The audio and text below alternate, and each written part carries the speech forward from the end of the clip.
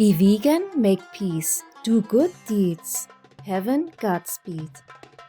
Our programs offer many languages. Please visit suprememastertv.com/schedule. Nos programas offrent plusieurs langues. Veuillez visiter suprememastertv.com/schedule. Nuestros programas ofrecen varios idiomas. Visiten suprememastertv.com/schedule. మా కార్యక్రమాలు అందజేస్తున్నాయి అనేక భాషలలో. దయచేసి చూడండి suprememastertv.com/schedule.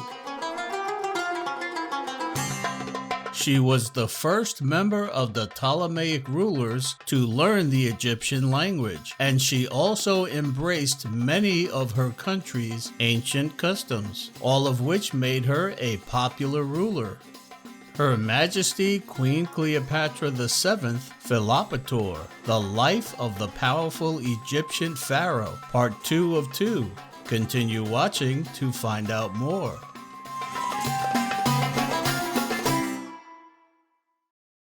If anything, eating organic and whole food vegan keeps my energy level and mental focus consistent. It is the logical step when living a superactive and conscious lifestyle. Molly Cameron, vegan.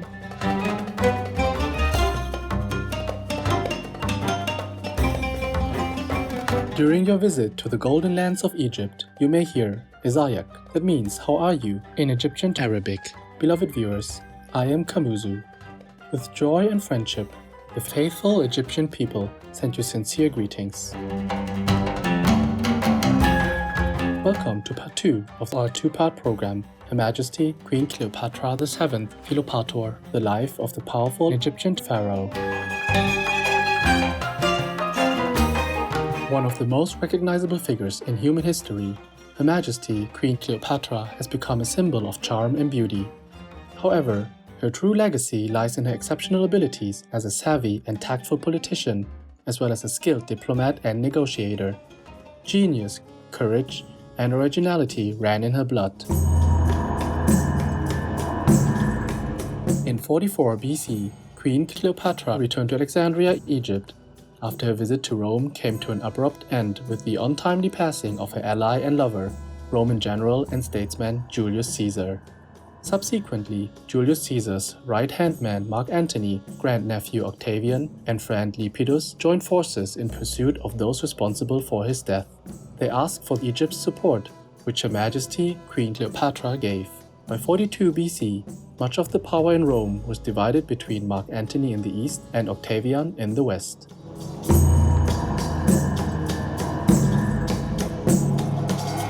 Mark Antony summoned Queen Cleopatra, supposedly to discuss the aftermath of Julius Caesar's death.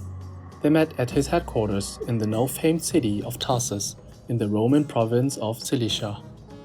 By this time, Her Majesty Queen Cleopatra strongly identified herself with Great Mother Isis, one of the most important goddesses of ancient Egypt, who presided over the afterlife, life cycles, motherhood, healing, and magic.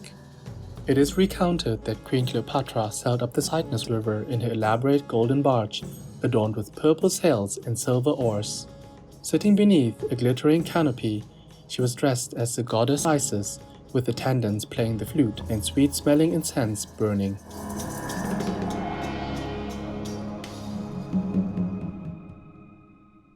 She reportedly hosted Mark Antony and his officers to lavish banquets on board her magnificent newly built ship to solidify their alliance. Mark Antony, who associated himself with the Greek deity Dionysus, god of vegetation, fertility, and festivity, was won over by the charming and charismatic queen. After their meeting, Mark Antony resolved to protect Queen Cleopatra's crown and kingdom. He made arrangements for the removal of her younger sister, Arsinoe IV, who had attempted to usurp Queen Cleopatra's throne. Satisfied, Queen Cleopatra returned to Egypt. Shortly after her arrival, Mark Antony joined Queen Cleopatra in Egypt, where art, culture, and learning was booming under Her Majesty's leadership.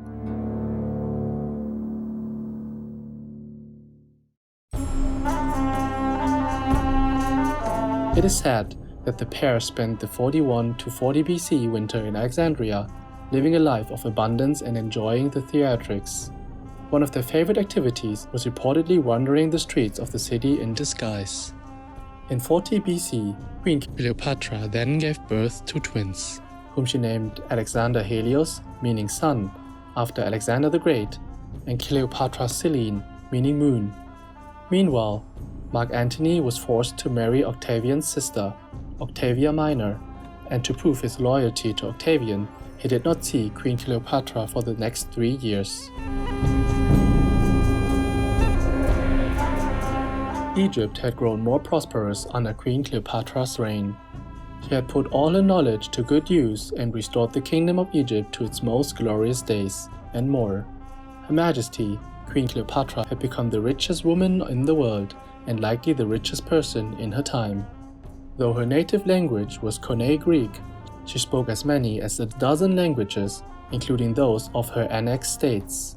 She was the first member of the Ptolemaic rulers to learn the Egyptian language, and she also embraced many of her country's ancient customs, all of which made her a popular ruler.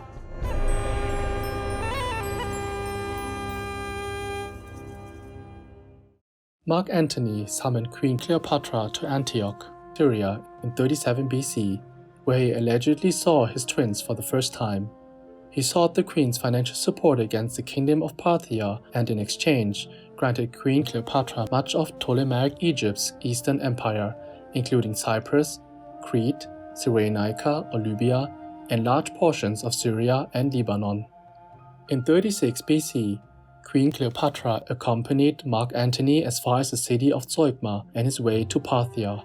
She then returned to Egypt and gave birth to their second son, Ptolemy Philadelphus. Vegan, proud of your self-conquering.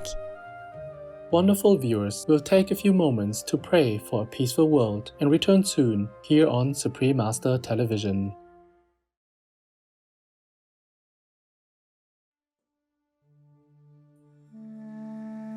Welcome back to Her Majesty Queen Cleopatra VII Philopator, the life of the powerful Egyptian pharaoh, part 2 of 2.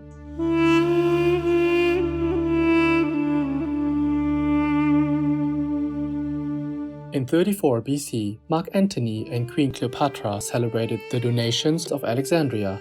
The royal couple were seated on golden thrones on a silver platform, with their children sitting on lower thrones beside them. Mark Antony declared Caesarion as Julius Caesar's son and rightful heir in place of Octavian. He also awarded land to each of his children with Queen Cleopatra. Mark Antony and Queen Cleopatra are also thought to have been wed during this ceremony. When the couple traveled to Athens, Greece, in 32 BC, the queen asked Mark Antony to officially divorce Octavian's sister, Octavia Minor. Octavian was furious and revealed Mark Antony's will to the Roman people, in which it was stipulated that he would bestow his Roman possession onto Queen Cleopatra, a foreign woman, and asked to be buried beside her in Egypt. A rumor also spread to the effect that Mark Antony would abandon Rome and transfer the capital of the Roman Republic to Alexandria.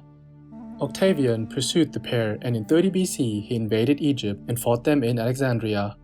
It is said that Queen Cleopatra retired to a mausoleum, while Mark Antony went out to fight what was to be his last battle. He was mortally wounded, and in a final mark of total devotion, he had himself carried to Queen Cleopatra's retreat, where he died in her arms, begging her to end the feud with Octavian. On that day, August 1st, 30 BC, Octavian defeated Queen Cleopatra and Mark Antony's forces in Alexandria and captured the queen, and Egypt fell under Roman control.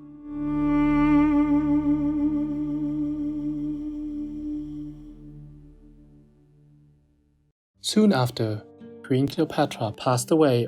It was August 10th, 30 BC, and she was only 39 years old.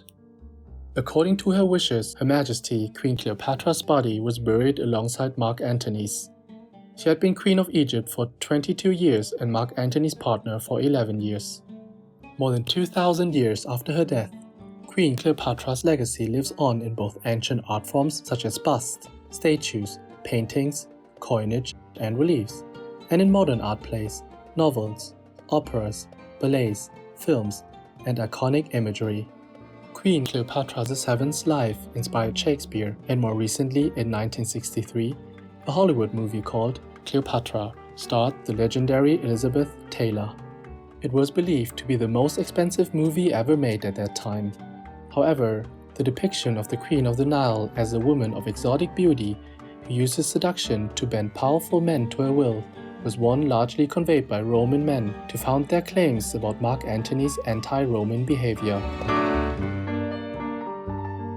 Plutarch, an ancient Greek biographer, wrote what is considered the most detailed surviving account of Queen Cleopatra's life.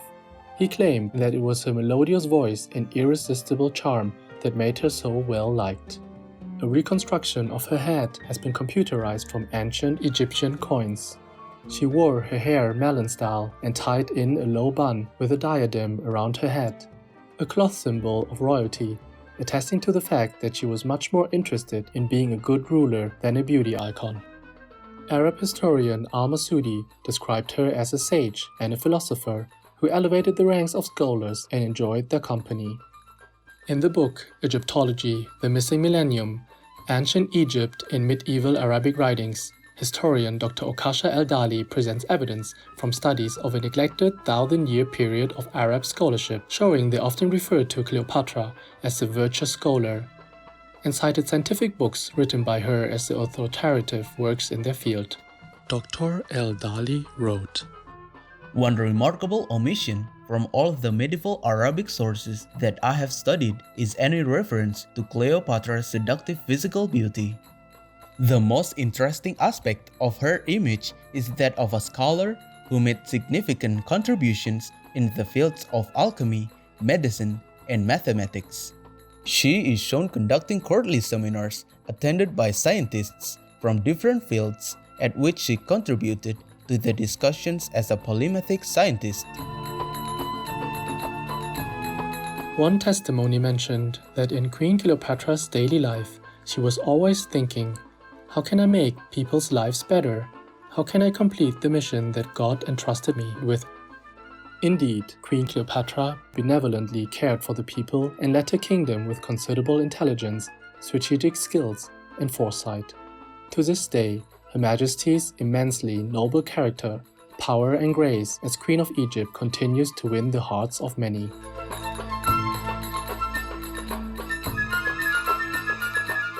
Vegan, 'cause why be ordinary?